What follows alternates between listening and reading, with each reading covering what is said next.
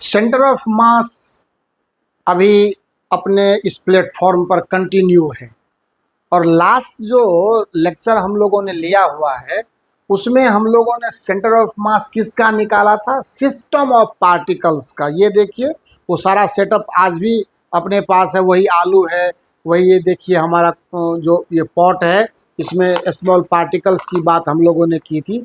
तो सिस्टम और उसके बाद आईआईटी के एक सवाल जो थे उसको भी सॉल्व करा था, फिर हमने उसका जो पूरा थ्योरी होता सब कुछ बताया मैंने। एक बात आपको मैं बताना चाहूँगा कि हमने सिस्टम के दो कैटेगरी किए हुए हैं और हमने नहीं किया, ये लीगल प्रोसेस है और वो होता है। अब जो हम लोग सेंटर ऑफ मास के सिस्टम को आगे ले चलने जा रहे हैं उसमें अब हम लोग एक दूसरे तरह के सिस्टम की बात करेंगे और वो होगा continuous body system. Continuous body system के बहुत से एग्जाम्पल हो सकते हैं। जैसे अगर मैं एक प्लेट जो मैंने डिस्क के रूप में उसको यूज करूंगा, जो मैंने नाश्ता करने वाला प्लेट आपको बताया था ना, तो वो भी एक तरह का एक डायमेंशन है, एक शेप है और वो भी कंटिन्यूअस बॉडी है। कंटिन्यूअस बॉडी से हमारा मतलब क्या है कि मास कहीं एक पॉइंट पर सेंटर्ड नहीं है, बल्कि वो पूरे माना अलग अलग डायमेंशन में। अगर मैं लेंथ की बात करूं तो पूरे लंबाई पर बटा हुआ है। जैसे देखिए ये बिल्कुल अपना जुगाड़ है। ये देखिए कौन सी है, ये मोबाइल का थोड़ा जो कवर है, इसको अगर आप सामने से इसका फेस देखें, ये एक तरह का प्लेन सीट आपको दिखता होगा। इसको हम लोग रेक्टेंगुलर लेमिना भी कहते हैं, जिसके पास ओनली लंबाई है, लेंथ है, विड्थ है, यानी we can say that it has only the area, not any thickness, कोई मोटाई नहीं है। तो इस तरह का भी सिस्टम होता है। जैसे देखिए अभी एक डंडा मैंने लाया हुआ है, अब ये ना समझे किसी को मारने के लिए, आपको फिजिक्स सिखाने के लिए। ये देखिए जस्ट लाइक रॉड, मैं ये मान के चलता हूं कि इसके सिर्फ लेंथ पर मास बटा हुआ है। अब यहाँ से एक इमेजिनेशन भी ले सकते हो सकता है कि ये इधर पतला हो और धीरे धीरे धीरे धीरे इधर मोटा होता चला जाए, धीरे धीरे इधर क्या हो रहा था, मोटा होता चला, तो उसको बोलते हैं non uniform distribution of mass. और ये आप किसी भी तरह के शेप में देख सकते हैं, लेंथ पर हो सकता है। उसके बाद आप स्फेयर देख लीजिए, गोला, जो सॉलिड स्फेयर है, हॉलो स्फेयर है, तमाम बातें हैं जो कंटिन्यूअस बॉडी सिस्टम में हम लोगों को ऑब्जर्व करने हैं। और उसका सेंटर ऑफ मास कैसे कैलकुलेट करते हैं, उसके लिए क्या फॉर्मुलेशन या क्या कॉन्सेप्ट अपन के पास है, उसकी चर्चा आज इस लेक्चर में हम लोग करने वाले हैं। तो बस आपसे यही रिक्वेस्ट रहेगा कि अपने इस लेक्चर को शुरू से लेकर के लास्ट तक एक कंटिन्यूअस वे में आकर के आप जब देखेंगे तो देखने के बाद आपको पता पड़ेगा कि ये कितना ही बेहतरीन और कितना ही मेलोडियस थ्योरी है। दूसरी बात, मैं आपको हर दिन ये बात कहता चला आ रहा हूँ कि ये एक ऐसा चैप्टर है जो ट्रांसलेशनल मैकेनिक्स का सबसे आयरन चैप्टर माना जाता है। एंड अगर इस चैप्टर को सही तरीके से हम लोग रिवीजन करेंगे तो पूरा ट्रांसलेशनल मैकेनिक्स हमारा रिवाइज होता रहेगा। और आगे तो प्रॉब्लम पर काम करेंगे तो आप देखेंगे ही देखेंगे कि काइनेमेटिक्स यूज होता है, ये क्या बोलते हैं Newton's law of friction use होता है, मतलब हर चीज़ें यूज की जाएंगी। तो ये है हमारा आज का प्रोग्रामिंग। तो हर तरह के सिस्टम से हमने आपको रूबरू कराया और अब देखते हैं कि सेंटर ऑफ मास कैलकुलेशन के लिए सिस्टम जो कंटिन्यूअस बॉडी का है उसके लिए क्या विधि व्यवस्था है अपने पास। तो उसकी चर्चा हम लोगों को अब करनी है यहाँ से आगे। और आइए मिल करके आज उस थ्योरी को, उस कॉन्सेप्ट को हम लोग आगे लेकर के चलें और आगे लेकर के इस अंदाज में चलें ताकि चीज़ें सही तरीके से हमारे समझ में आए और सही तरीके से। थोड़ा सा मैं उसको अब साइड कर देता हूँ क्योंकि इसको अब ज़्यादा देर तक हम लोग को आपको सिखाना था, दिखाना था, वो मैंने आपको दिखा सिखा लिया। और जब ज़रूरी पड़ेगी तो फिर आएगा हमारे पिक्चर में, कौन सी बड़ी बात है। देखिए फॉर्मेलिटी की बात नहीं है, लीगल जो फिजिक्स का कॉन्सेप्ट होना चाहिए।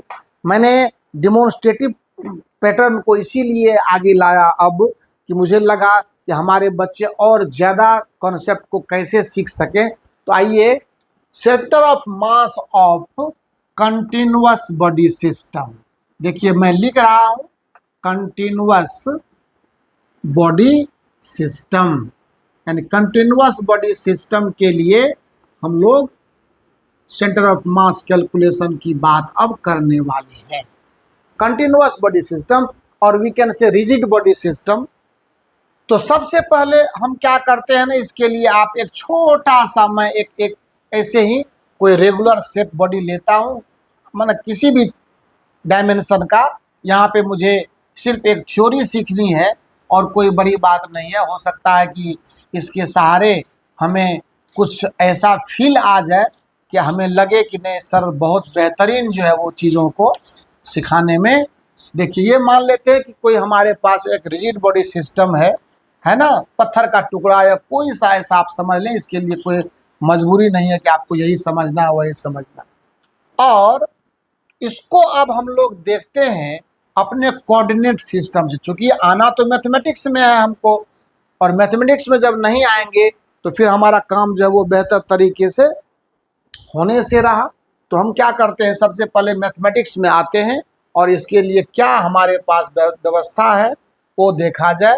तो मैंने क्या करना है, सपोज करिए मेरा एक्स एक्सिस है, सपोज कीजिए मेरा वाई एक्सिस है, और ये मान लेते हैं हमारा जेड एक्सिस है। तमाम चीज़ें हैं अपन के पास, ये मेरा ओरिजिन है। तो रूल क्या कहता है, रूल पर एक एक करके ध्यान देते हैं। सबसे पहली बात, जब कभी भी अपने पास कंटिन्यूअस बॉडी सिस्टम होता है ना, तो हम क्या करते हैं, उस बॉडी के ऊपर कोई एक एलिमेंट्री मास का एजम्पशन करते हैं। एक कल्पना, एक इमेजिनेशन है कि उस पर हम बाय एनी मीन्स जैसा सिस्टम रहेगा उस हिसाब से करेंगे। अभी हम लोग अभी जनरल फार्मूला देख रहे हैं, और वो जो हमारा एलिमेंट्री मास होगा उस एलिमेंट्री मास का हम क्या करेंगे, पोजीशन वेक्टर पहले तय करेंगे। एंड जब हमारे पास ये दोनों काम हो जाएगा तो हम लोग सीधा कहते हैं then R centre of mass vector equal to integral R vector into dm और डिवाइडेड बाय इंटेग्रल डीएम। यही तो एकमात्र व्यवस्था है।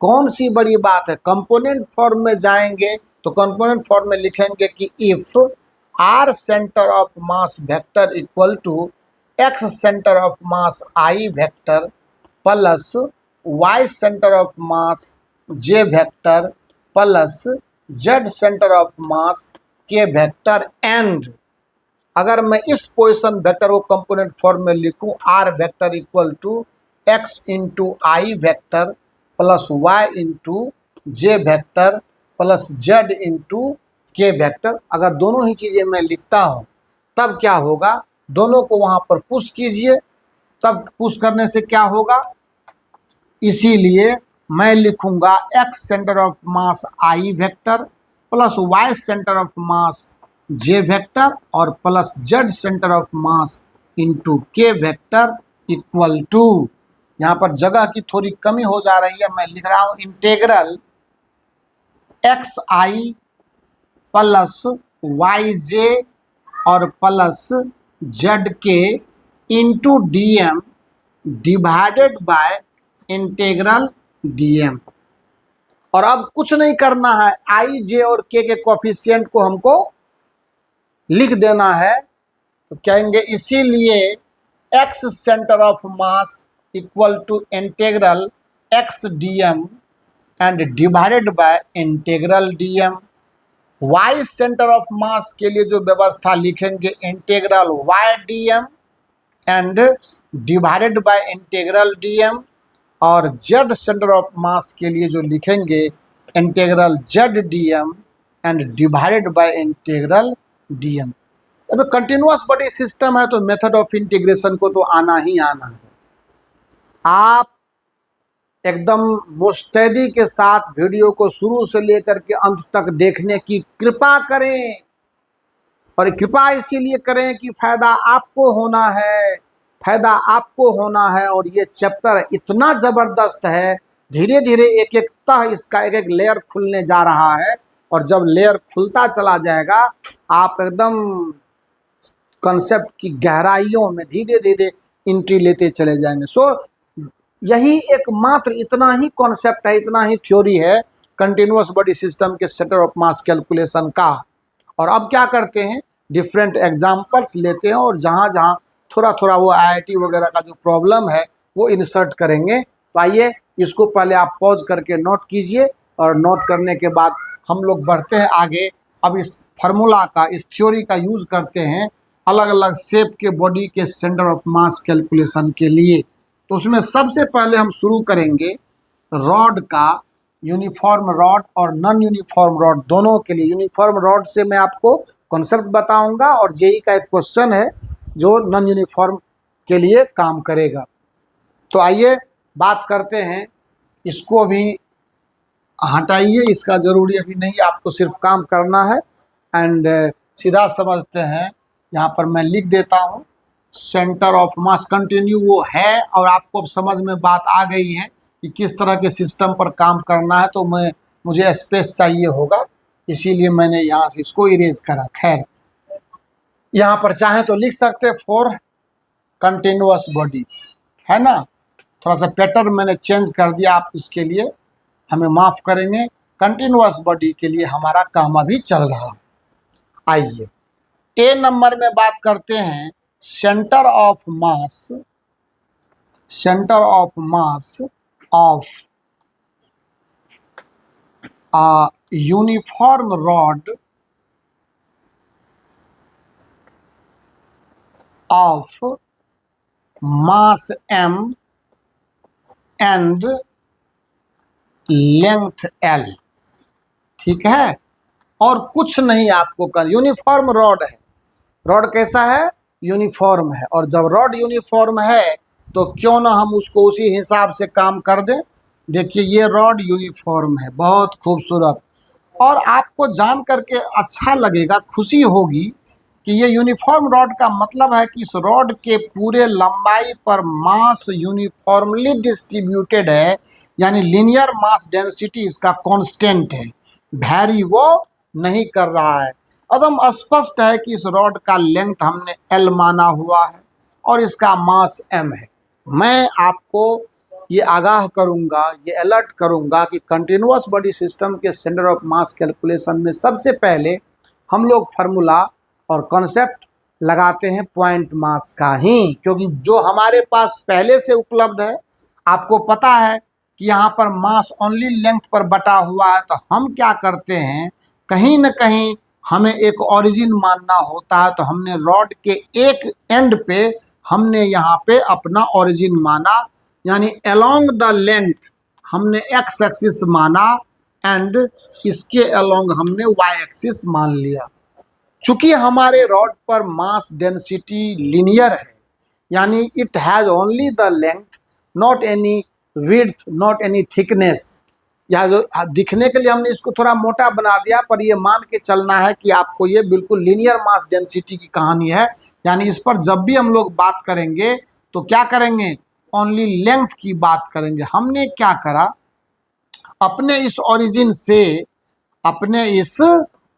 से जहाँ x इक्वल टू 0 की मैं बात करता हूँ, एनी पोजीशन x पर, ये जो एलिमेंट मैंने माना है अपने ओरिजिन से एनी पोजीशन x पर अपन को क्या करना है, एक एलिमेंट्री मास यानी एलिमेंट्री लेंथ काट लेनी है। ये मैंने कहते हैं v चूज एन एलिमेंट। आपको याद होगा कि मैंने डीएम की चर्चा की, तो वो डीएम कैसे आना है वो डिपेंड करता है कि हमारा मास डेंसिटी कैसा है और हमारा बॉडी का शेप कैसा है, उसके हिसाब से वी चूज एलिमेंट डीएक्स, है ना, element dx at any X from the origin. ये एक लाइन आपको पहली बार मैं समझा रहा हूं, बार बार लिखने की नौबत नहीं आनी चाहिए। क्लियर है? और तब क्या करते हैं, इसका हम लोग मास लेते हैं। इसका हम लोग क्या लेते हैं, इस एलिमेंट का मास। इसीलिए डीएम इक्वल टू क्या होगा, तो मास पर यूनिट लेंथ में आपको डीएक्स से मल्टीप्लाई कर देना है, बस आपको डीएम का वैल्यू आ जाए। क्योंकि यूनिट लेंथ पर कितना मास है वो तो यहाँ से पता पड़ गया कि एल लेंथ में अगर एम मास है तो यूनिट लेंथ में एम बटे एल मास होगा, तो डीएक्स लेंथ में कितना मास होगा, M by L into dx. इसीलिए अब कुछ लफड़ाबाजी नहीं चलेगी, X centre of mass equal to integral X D M and divided by integral D M की कहानी कहेंगे तो ये बराबर होगा। अब अगर ध्यान से देखें तो ये होगा m बटा एल इंटू डी एक्स, है ना, और इंटू एक्स होगा क्योंकि ये पूरा पूरा वैल्यू ओनली डी एम का वैल्यू है और ये वाला एक्स यहाँ पर है और एक्स है तो लिमिट भी तो चलेगा। जब ये एलिमेंट यहाँ आएगा तो एक्स का वैल्यू 0 बताएगा और ये एलिमेंट जब यहाँ आएगा तो एक्स का वैल्यू l बताएगा, and this will be 0 to l divided by integral m बटा l into D X, and ये भी 0 से लेकर के l तक आराम से कर लेते हैं, कोई इसमें मतलब बड़ा चीज नहीं है। ये m बाय l को बाहर कर लेते हैं, इंटीग्रल x dx होगा, 0 से लेकर के l तक लिमिट जाएगा, एंड m बटा l और इंटीग्रल dx ये भी 0 से लेकर के l तक, ये देखिए मर गया हमारा, बचा क्या, x dx का इंटीग्रेशन होगा x स्क्वायर अपॉन 2, लिमिट लगा देंगे 0 से लेकर के l तक, और dx का इंटीग्रेशन ओनली x होगा, लिमिट लगा देंगे x लगा देंगे और लिमिट लगा देंगे 0 से लेकर के l तक। सो कुल मिलाकर के अगर देखा जाए तो 1/2 अगर मैं बाहर करता हूँ तो ये l स्क्वायर माइनस 0 का square divided by l minus 0 और ये हो जाएगा l square by 2l, l से पावर जाएगा यानी l/2। अगर ध्यान से देखें तो x सेंटर ऑफ मास की वैल्यू क्या आ जाएगी, l/2 पर होगी इसमें। तो यानी कहने का मतलब क्या हुआ कि आपका जो सेंटर ऑफ मास होगा वो इस रॉड के हाफ लंबाई पर, यहाँ पर आपका सेंटर ऑफ मास है जो लंबाई l/2 बता रहा है। क्लियर है, l/2 लंबाई पर आपका सेंटर ऑफ मास इसमें एग्जिस्ट करेगा।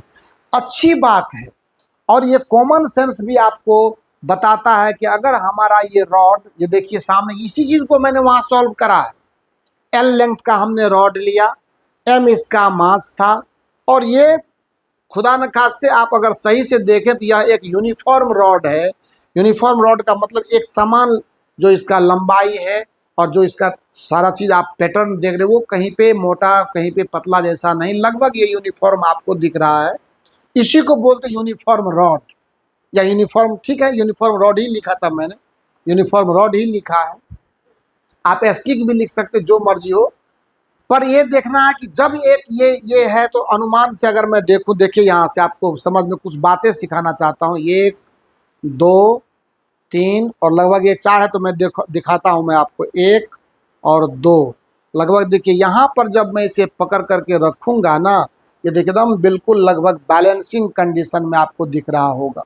मतलब क्या हुआ, इस पूरे रॉड का मास यहाँ पे एज्यूम्ड टू बी सेंटर्ड, और इसीलिए यहाँ पे ये बैलेंस में है क्योंकि यहाँ पर इसका जो ज्योमेट्रिकल पूरा जो ज्योमेट्रिकल सेंटर इसका हुआ और जो इसका वेट है mg वो यहीं पर काम करता है, और इसीलिए मैं यहाँ पर अगर इसको चाहूँगा तो मैं एक तरह का इसको बैलेंस भी बना सकता हूँ कहीं से। को देखिए लगभग बैलेंस, ये लगभग बैलेंस बना करके ये दे रहा है, देखिए दे रहा है ना।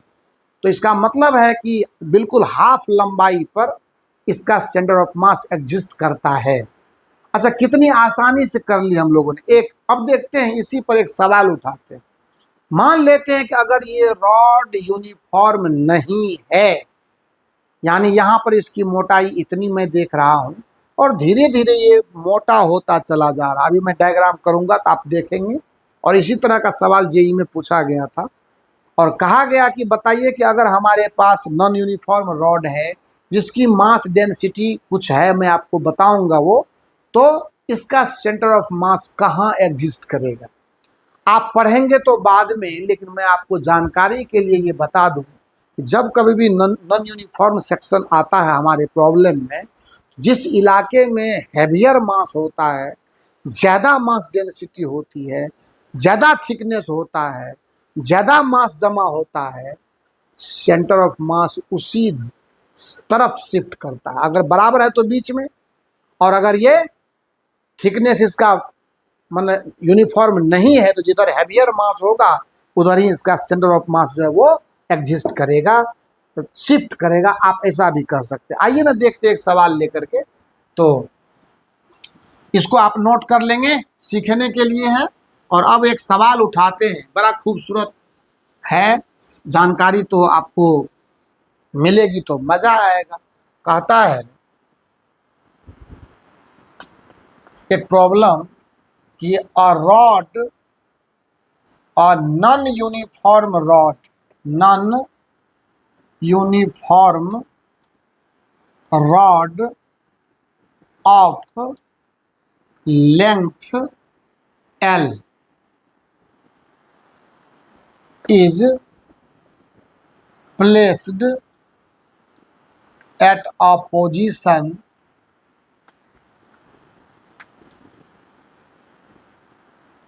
with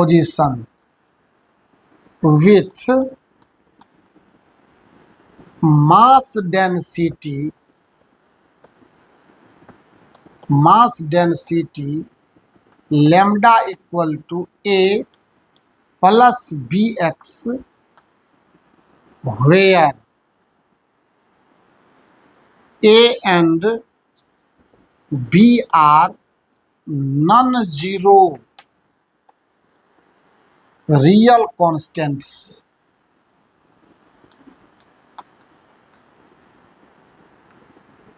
Then find the center of mass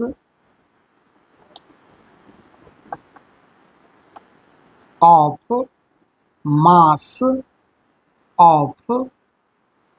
this system।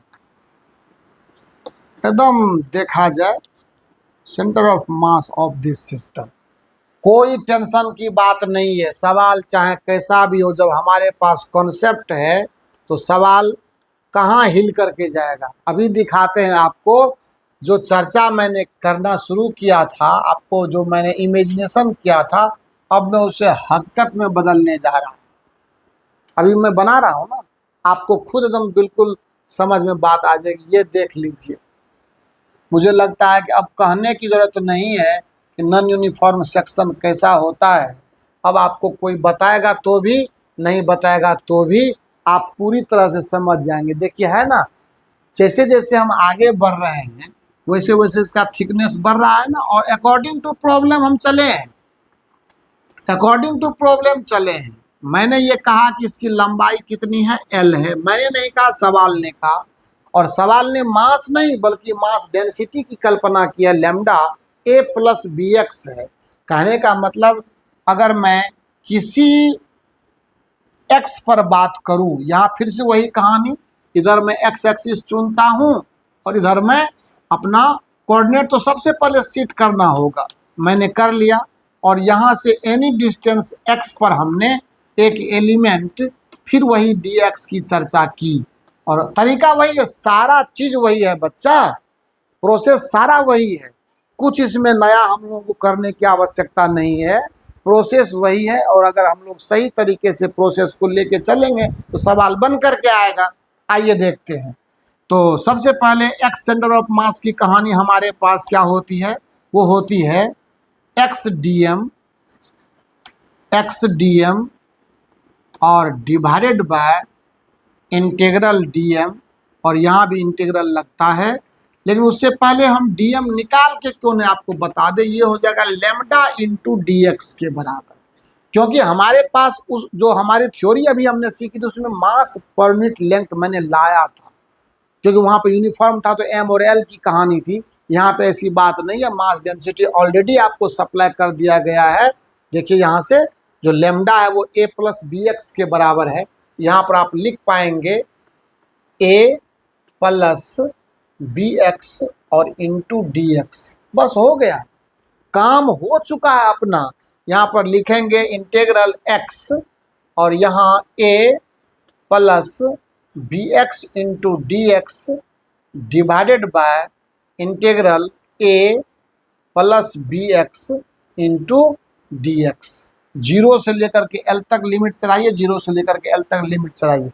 Concept हमारे पास होना चाहिए, सवाल तो तोता की तरह बोलता है। आइए दिखाते हैं। ये इक्वल टू क्या होगा, इसको लिखेंगे A एक्स DX, जीरो से लेकर के L तक। देखिए कांस्टेंट टर्म को बाहर कर लेना पड़ेगा हमको। और प्लस बी, और देखिए x मल्टीप्लाई होगा, ये x और ये x मल्टीप्लाई होगा तो ये हो जाएगा कितना, x square D x integral 0 से लेकर के यहाँ भी l तक and divided bye a integral D x 0 से लेकर के l तक plus b integral x D x 0 से लेकर के l तक। अब सॉल्व करने के लिए आपको इस इलाका में आना पड़ेगा। इस सिस्टम को मैं इधर लिख देता हूँ, ऑफ दिस सिस्टम को मैं यहाँ लिखता हूँ, और देखिए अब सवाल जो निकालेंगे यहाँ से, ये बराबर कितना हो जाएगा, X centre of mass equal to हो जाएगा। तो देखिए वहाँ से सॉल्व करने पर क्या मिलता है, ए एक्स का इंटीग्रेशन क्या होगा, एक्स स्क्वायर बाय 2 और लिमिट लग जाएगा 0 से लेकर के l तक, प्लस बी वो होगा एक्स क्यूब बटा 3 0 से लेकर के l तक, और डिवाइडेड बाय हो जाएगा a, और dx का इंटीग्रेशन x होगा तो 0 से लेकर के l तक, और plus b x square by 2 तो 0 से लेकर के l तक। बड़ा आसान हो गया आप काम करना इसको। तब देखिए थोड़ा सा इसको लंबा खींचने से कोई फायदा नहीं है, मैं लिख पाऊंगा a into L square by 2 plus B L cube by 3 divided by A L और plus B L square by 2। अब देखते हैं जो इसमें कॉमन आने वाला है तो वो आएगा, बाकी कोई ज़्यादा पचड़ा नहीं करना, एल सिर्फ कॉमन लेके हटा दीजिए, बात खत्म कीजिए। ये बराबर होगा ए एल बाय 2 और plus B L square by 3 divided by A और प्लस बी एल बाय 2। बस हो गया, ज़्यादा इसमें दिमाग नहीं लगा ना, यही आपका आंसर हो गया। सवाल है तो कौन बड़का जुल्म हो गया यार, सवाल है तो कौन बड़का जुल्म हो गया, जो कॉन्सेप्ट हमारे पास है तो सवाल कैसे नहीं बनेगा। कहीं से कोई तकलीफ होने की कोई ज़रूरत नहीं है आपको। चलिए ये तो हो गई बात, आप इसको नोट करेंगे। तो ऐसे जानकारी के लिए मैं आपको बताऊं कि बहुत सारे सेंटर ऑफ मास ऐसे होते हैं जिनके कैलकुलेशन को मैं उतना ज़रूरी नहीं समझता हूं, क्योंकि ये ऑनलाइन लेक्चर है, हर चीज़ें तोड़ तोड़ करके बताते तो हैं ही आपको, लेकिन कुछ कुछ ऐसी बातें हैं जिनके ऊपर में थोड़ा सा स्किल भी करना ज़रूरी होता है। पर चलिए कोई बात नहीं है ना। जैसे मान लो कुछ ज्योमेट्रिकल रेगुलर ज्योमेट्रिकल शेप का बॉडी है, उसका सेंटर ऑफ मास कहाँ, आप जैसे देखिए centre of mass for some regular bodies. Regular bodies का मतलब है ये सब छोटी मोटी बात है, जान लें। रेगुलर बॉडीज है तो आपको मैं बरू मतलब जिसके बॉडीज और वो अगर यूनिफॉर्म शेप का, जैसे मान लेते हैं अगर मैं कहूँ कि ये सर्कुलर रिंग है, सर्कुलर रिंग है और यूनिफॉर्म सर्कुलर रिंग कह सकते हैं, ये सर्कुलर रिंग है, तो सर्कुलर रिंग का जो सेंटर ऑफ मास होता है ना, वो उसके सर्कुलर रिंग का जो सेंटर ऑफ मास होता है उसके ज्योमेट्रिकल सेंटर पर होता है। लेकिन याद रखेंगे यही अगर सेमी सर्कुलर हो जाएगा तो हम आपको आगे बताने वाले, उसकी चिंता न करें, अभी बताएंगे आपको सेमी सर्कुलर रिंग या सेमी सर्कुलर डिस्क। जैसे मान लेते हैं अगर ये हमारे पास सर्कुलर डिस्क है ना, प्लेट जिसमें खाना खाते हैं उस तरह का अगर है तो भी इसका सेंटर ऑफ मास जो होता है ना वो इसके ज्योमेट्रिकल सेंटर पर ही होता है। लेकिन अगर हमारे पास सेमी सर्कुलर रिंग आ जाए, ध्यान से सुनिएगा, मैं इसका कैलकुलेशन भी आपको दूंगा, चिंता न करें। ये अगर यहाँ पे मान लेते रेडियस इसका आर है और ये सेमी सर्कुलर रिंग है, ये कैसा है, ये है सेमी सर्कुलर रिंग, उसी का आधा पार्ट मैंने कर लिया है। सेमी सर्कुलर रिंग के लिए जो सेंटर ऑफ मास होता है ना बच्चा, वो बड़ा ही कमाल का होता है। ये यहाँ हो जाएगा, यहाँ पर जो आप सोचते हैं कि सेंटर पर यहाँ होगा, जी नहीं होगा। ये होता है, मैं बता रहा हूँ ना, एक्स कोऑर्डिनेट 0 पर और वाई कोऑर्डिनेट होता है बच्चा 2r/पाई, यानी यहाँ है इसका सेंटर ऑफ मास। आपको कैलकुलेशन करके देंगे, अभी मैं ऐसे ही बता रहा हूँ, इसका पूरा आपको मैथमेटिक्स बताएंगे कि क्यों ऐसा होता है।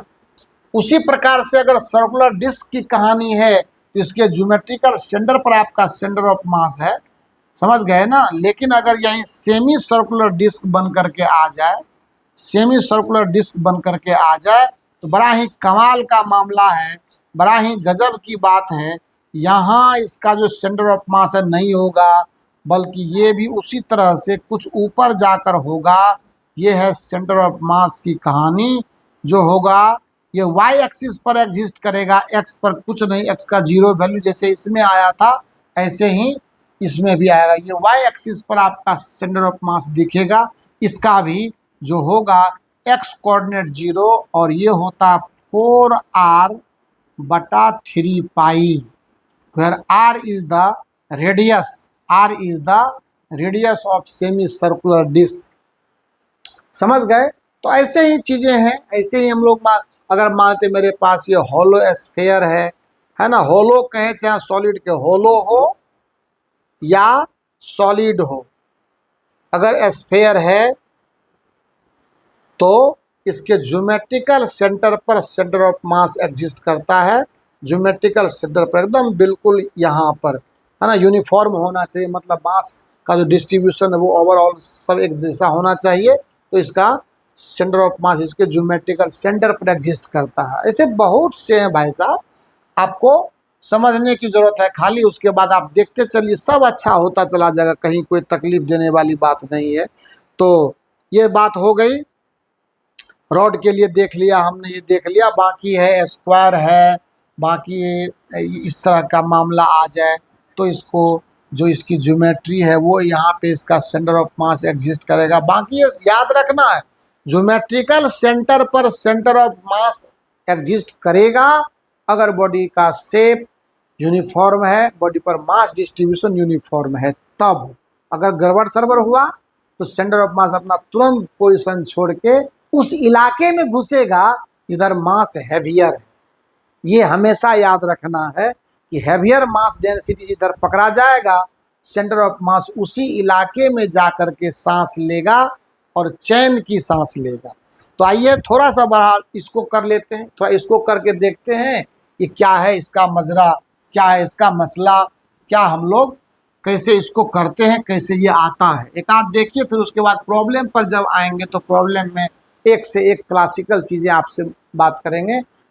Centre of mass for semi circular ring, semi circular.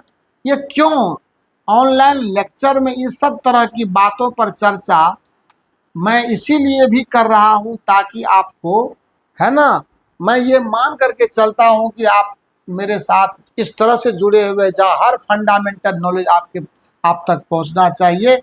इसीलिए इसकी मुझे कोई परवाह नहीं है कि मैं कहाँ हूँ, क्या कर रहा हूँ। मुझे चाहिए कि आपको एकदम एक ऐसा फिजिक्स मिले ताकि आपको बरसों तक याद रहे कि किसी प्लेटफॉर्म ने मुझे ये सब किया करके दिया। चलिए ठीक है, मान लेते हैं सेमी सर्कुलर रिंग है तो मैंने माना, तरीके वही रहेंगे। यहाँ पर मैंने क्या करना, एक ओरिजिन मान लेनी है, एंड ओरिजिन मानने के बाद इसका रेडियस r मान लीजिए। दो तरीके से हो सकता है, और इसका मास जब वो m है, मैं क्या करता हूँ यहाँ पे सेंटर लेता हूँ, इसको मैं x एक्सिस मानता हूँ, इसको मैं y एक्सिस मानता हूँ, और इस पर एक एलिमेंट फिर से वही कहानी dx लेता हूँ, और इसका जो एंगुलर पोजिशन है वो मैं d थीटा बोलता हूँ, रेडियस r है, and this is what theta. ये है इसका जो थिकनेस है dx ना, ये d थीटा एंगुलर इसको विड्थ कहते हैं। तो यहाँ से dx equal to R D theta, तो भाई कहने की जरूरत नहीं है, ये आपको पहले से पता होना चाहिए। और मास पर यूनिट लेंथ की कहानी है, क्योंकि आपको तो पता ही है कि मैं, और दूसरी बात है कि यहाँ जो मैंने एलिमेंट चुना है इस एलिमेंट का कोऑर्डिनेट भी बताना पड़ेगा, जो ये हो जाएगा आपको r cos थीटा के रूप में, और ये हो जाएगा आपको r sin थीटा के रूप में। अब देखिए ध्यान से चीजें बदल क्या रही है वो समझना है, क्योंकि जब हमको इस ओरिजिन मेरा यहाँ पर है और मैंने यहाँ पर पार्टिकल, क्योंकि मास तो इस इलाके में है ना बच्चा, मास तो इस इलाके में है, ये बात कभी भूलने की नहीं है। इस लेंथ पर मास बटा हुआ है। तो अब देखते हैं कि dx लेंथ का मास कितना होगा। तो मास ऑफ एलिमेंट की बात कर लो, अब फटाफट निकालते हैं इसको। मास ऑफ एलिमेंट जो होगा वो होगा m/πr।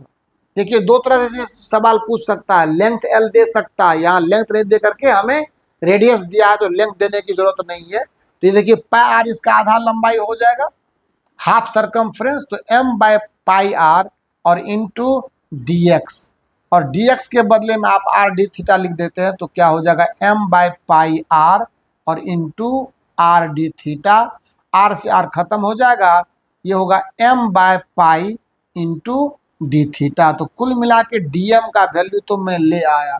अब कार्यक्रम तो वही चलेगा ना हमारा जो हमेशा से चलता है, इसीलिए x centre of mass equal to integral x dm divided by integral dm, जो बराबर होगा x के बदले में ये कोऑर्डिनेट रखिए r cos theta into dm के बदले में रखिए कहाँ गया वो m/π into D theta, m/π into D theta integral. अब देखिए इंटीग्रेशन में कौन थीटा जा रहा है ना, थीटा का लिमिट 0 से लेकर के पाई तक, 0 से लेकर के पाई तक वो चलेगा।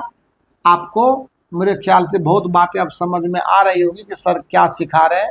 और ये इंटीग्रल फिर वही कहानी m/π इंटू डी थीटा 0 से लेकर के पाई तक। बस अब इसको सॉल्व करना मात्र है। देखिए mr/π को मैं पहले बाहर कर लेता हूँ, वो कांस्टेंट है हमारा mr/π, और अंदर में सीध जाएगा cos थीटा डी थीटा 0 से लेकर के पाई तक, डिवाइड कर दूंगा मैं m/π से, इंटीग्रल लगाऊंगा डी थीटा 0 से लेकर के पाई तक। मुझे लगता है m/π मर जाएगा, सिर्फ r बचा अपन के पास, और जब r बचा है और cos थीटा का इंटीग्रेशन क्या होता है sin थीटा होता है, तो लिखेंगे यहाँ पर sin थीटा और लिमिट लगाएंगे 0 से लेकर के पाई तक एंड डिवाइड बाय, यहाँ कुछ नहीं करना है, यहाँ पाई आ जाएगा। मुझे लगता है ये कुल मिलाकर के sin पाई का मान 0 और sin 0 का मान भी 0, यानी ये होगा सीधा 0। x सेंटर ऑफ मास आपको मैंने कुछ देर पहले दिखाया था। एंड आप आ जाइए y सेंटर ऑफ मास की कहानी, तो वही कहानी इंटीग्रल y dm और बटा इंटीग्रल dm। तो जो होगा क्या y का वैल्यू, तो y coordinate r sine theta है तो आप रखेंगे r साइन थीटा इंटू वो देखिए m/π इंटू डी थीटा है ना, देखिए ना r cos थीटा, तो यहाँ r साइन थीटा और m/π इंटू डी थीटा बटा integral m/π into D theta, limit यहाँ 0 से लेकर के पाई तक यहाँ भी और 0 से लेकर के पाई तक यहाँ भी, सारा काम वही हो रहा है, बस आपको रिजल्ट में डिफरेंस आ जाएगा। ये हो जाएगा mr/π integral sine theta D theta divided by m/π integral D theta 0 से लेकर के पाई तक, 0 से लेकर के पाई तक। फिर वही कहानी m/π मर जाएगा अपन, तो बचेगा क्या, ये r बचेगा और साइन थीटा का इंटीग्रेशन होता है माइनस कॉस थीटा, ये याद रखना है, 0 से लेकर के पाई तक लिमिट जाएगा और नीचे में तो वही पाई बचेगा आपको। तो यहाँ पर मेरे पास खूबसूरत जगह है, यहाँ पर या यहाँ पर देख लेते हैं, ये बराबर हो जाएगा कितना -r और cos थीटा का इंटीग्रेशन कितना होगा, सॉरी cos थीटा का जो पाई वाला वैल्यू होगा -1 है ना, -1 और -1 और डिवाइडेड बाय पाई। तो मेरे समझ से ये बिना कहे हुए आपको 2r/π दिख रहा होगा।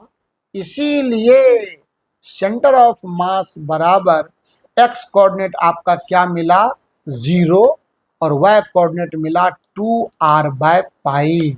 मैंने आपको कही थी ये बात कि पक्का ये है हमारा सेंटर ऑफ मास जो ओरिजिन से 2r/π लेंथ ऊपर है। बात समझ में आ रही है?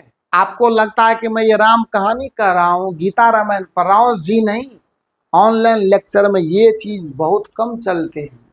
इतना टाइम तो कोई जेई और नीट के प्रॉब्लम बनाने में ख़त्म कर देंगे आपको, लेकिन मेरी वो फितरत नहीं है, मेरा वो उसूल नहीं है। मैं जो कमिटमेंट किया हूँ मैं उसके अकॉर्डिंग ही काम करके दूंगा आपको, क्योंकि ये एक किताब बन रही है आपके लिए, नॉलेज का एक बैंक तैयार हो रहा है आपके लिए, और मैं उसमें फुल सपोर्ट के साथ आपके लिए खड़ा हूँ। और मैं क्या हूँ? मैं कुछ नहीं हूँ, बस मेरी मेहनत है, आपकी लगन है, मेरा लगन है, आपकी लगन है, दोनों मिल करके इस कारवां को आगे बढ़ाते चलेंगे।